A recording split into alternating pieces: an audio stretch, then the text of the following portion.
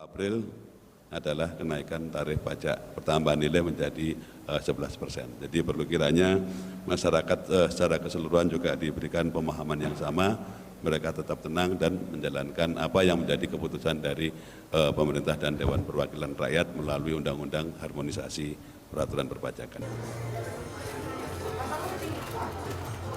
Siap-siap nih, harga sejumlah barang dan jasa berpotensi naik mulai 1 April mendatang karena ada tarif pajak pertambahan nilai yang bakalan naik menjadi 11%.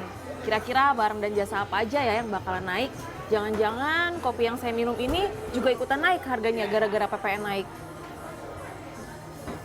Bukan, itu bukan PPN. Makanan dan minuman yang disajikan di kafe dan restoran tidak dikenakan PPN karena bukan objek pajak PPN. Tax yang tertera dalam tagihan itu merupakan pajak restoran sebesar 10%.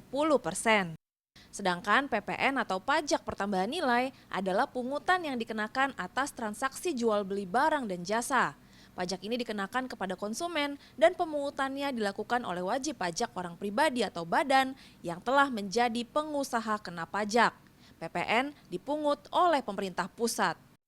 Kemarin udah sempat baca-baca sih, tapi kenapa naik-naik mulu sih, apa-apa naik.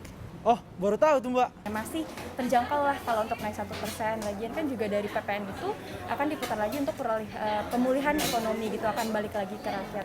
Nah, PPN ditanggung oleh pembeli dan ditambahkan secara otomatis ke dalam faktur tagihan. Barang yang kena PPN adalah barang kena pajak atau BKP, misalnya ponsel, mobil, motor, dan rumah.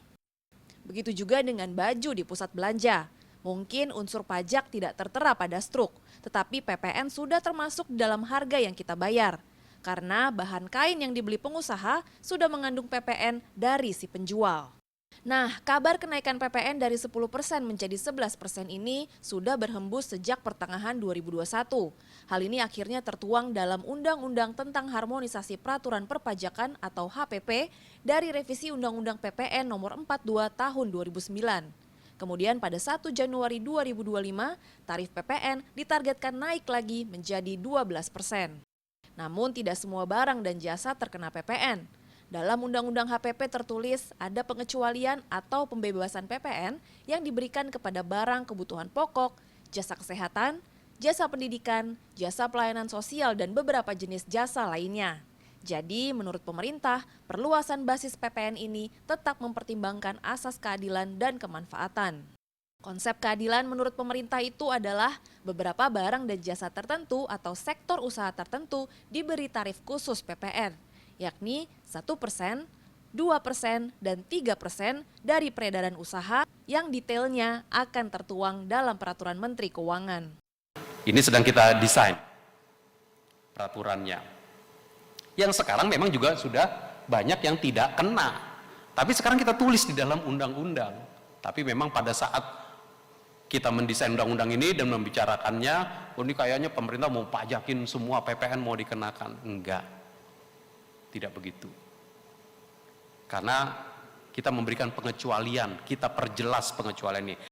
Kenaikan tarif PPN ini menjadi sorotan banyak pihak, termasuk pelaku usaha. Pihak-pihak ini khawatir kenaikan PPN memicu kenaikan inflasi yang timbul dari tekanan terhadap daya beli masyarakat.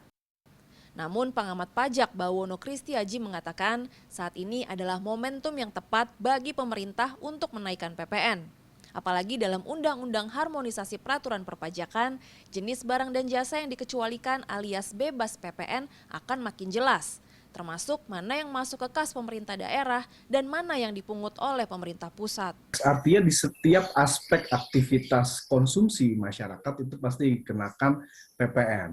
Seperti contohnya biaya baju yang kita kenakan. Justru menurut saya kita harus secara bijak melihat juga bahwa PPN ini justru adalah backbone dari salah satu backbone dari penerimaan pajak kita. Menurut Bawono, kenaikan PPN sebesar 1% tidak akan memberi dampak besar terhadap perekonomian bila dibandingkan dengan kenaikan pajak penghasilan. Tetapi kenaikan PPN bakal menjadi mesin bagi penerimaan negara yang lebih optimal.